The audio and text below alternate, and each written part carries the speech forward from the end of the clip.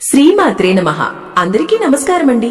ఈ రోజు మనం వృషభ రాశి వారి జీవితంలో రాబోయే 4 రోజుల్లో ఏం జరగబోతుందో తెలుసుకుందాం.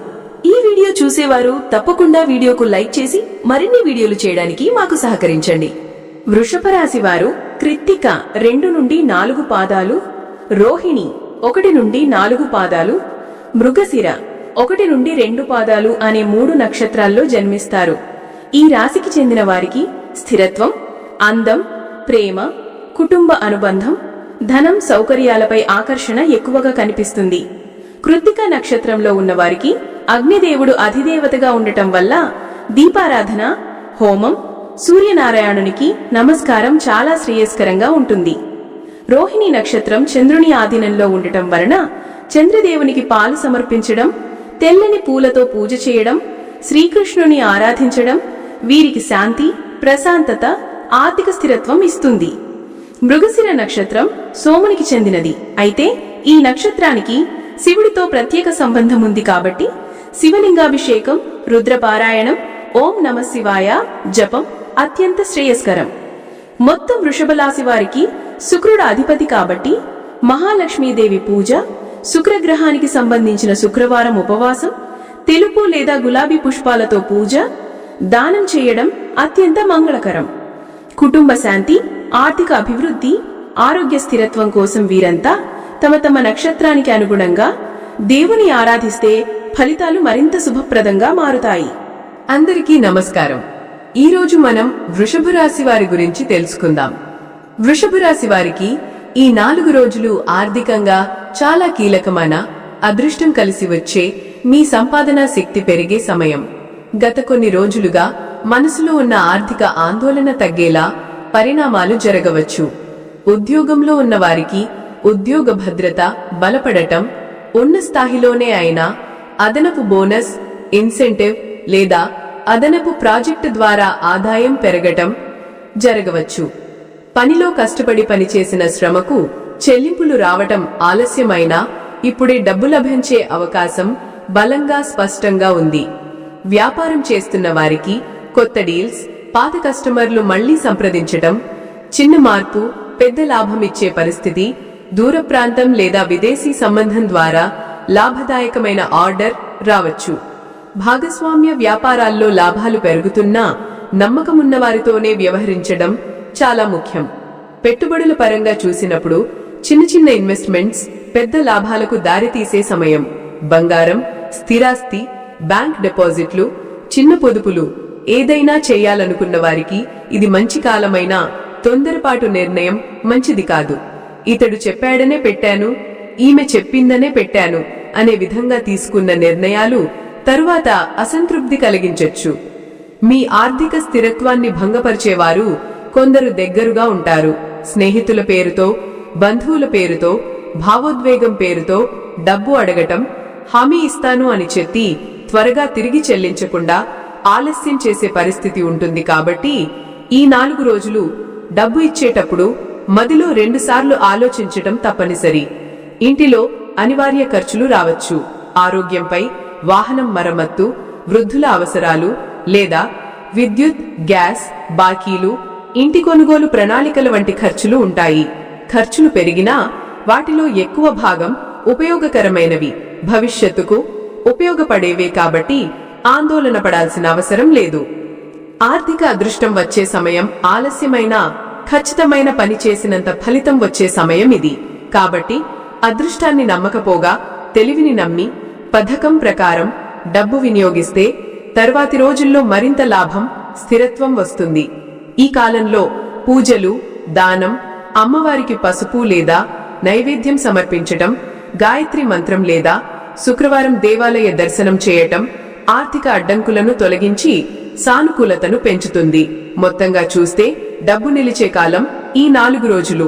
కానీ డబ్బు నిలవాలంటే చేతి జారిపోకుండా చూసుకోవాలి.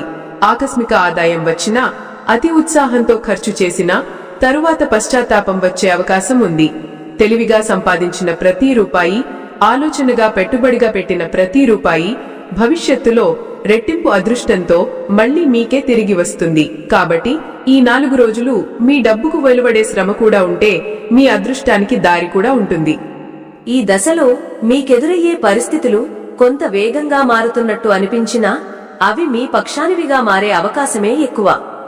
డబ్బు విషయానికి వస్తే ఇప్పటివరకు నిలిచిపోయిన కొన్ని చెల్లింపులు తిరిగి వచ్చే అవకాశం ఉంది. అప్పుల విషయంలో కొంత ఉపశమనం కనిపిస్తుంది. అయితే కొత్తగా ఎవరికైనా డబ్బు ఇవ్వడం లేదా పెద్ద మొత్తంలో పెట్టుబడి పెట్టడం మాత్రం ఈ సమయంలో మానుకోవడం మంచిది.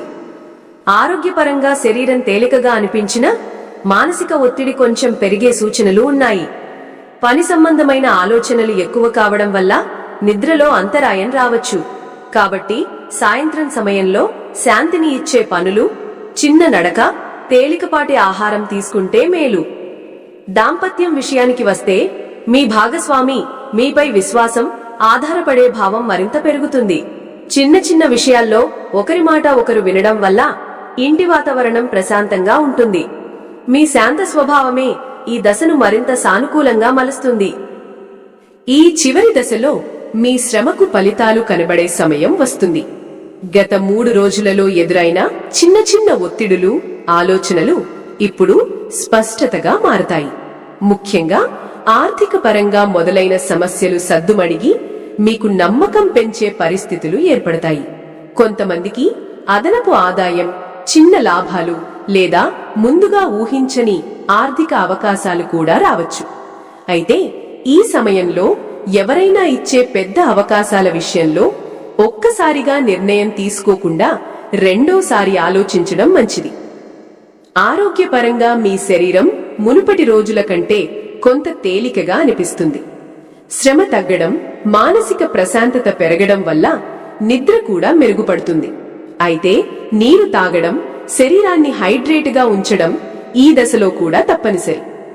దాంపత్యం, వ్యక్తిగత సంబంధాల విషయానికి వస్తే ఈ దశ అత్యంత అనుకూలంగా ఉంటుంది. మీ జీవిత భాగస్వామి మీపై చూపే ప్రేమ, గౌరవం, అర్థించుకునే స్వభావం మరింత బలపడుతుంది. కుటుంబంలో పెద్దల ఆశీర్వాదాలు, పిల్లలతో అనుబంధం కూడా తీపిగా కొనసాగుతుంది. గత రోజుల్లో ఉన్న చిన్న చిన్న టెన్షన్లు పూర్తిగా తగ్గిపోతాయి. ఈ ముగింపు దశ మీకు ఒక విధంగా కొత్త ఉత్సాహం, కొత్త ఆలోచనల దిశలో నడిపే శుభ సంకేతాలు ఇస్తుంది. మీరు ప్లాన్ చేసిన పనులు ముందుకు సాగడానికి ఇది మంచి సమయం. వృషభ రాశి విద్యార్థులకు నవంబర్ 26, 27, 28, 29 రోజులు కొంచెం ఒత్తిడిగా మొదలై తర్వాత స్థిరంగా మారేలా కనిపిస్తున్నాయి. 26, 27 తేదీలలో చదువుపై దృష్టి పెట్టడంలో చిన్న ఆటంకాలు, మనసు చెదరటం, అనవసర ఆలోచనలు ఎక్కువగా ఉండే అవకాశం ఉంది. అయితే 28, 29 తేదీలలో గ్రహస్థితులు అనుకూలంగా మారడం వల్ల పాఠాలు సులభంగా అర్థమవుతాయి. పరీక్షలు, అసైన్మెంట్లు, ప్రాజెక్టులకు ఉపయోగపడే విధంగా కొత్త ఆలోచనలు వస్తాయి. ఈ 4 రోజుల్లో ముఖ్యంగా ప్రణాళిక వేసుకుని చదివితే మంచి ఫలితాలు రావచ్చు. పెద్దల మార్గదర్శనం, గురువుల సహాయం ఈ సమయంలో మీకు బాగా ఉపయోగపడుతుంది. ఇక వృషభ రాశి ఉద్యోగస్తులు ఈ 4 రోజుల్లో పనిలో కొంత రద్దీ, బాధ్యతలు పెరగడం, మీపై ఉన్న అంచనాలు ఎక్కువ కావడం అనుభవిస్తారు.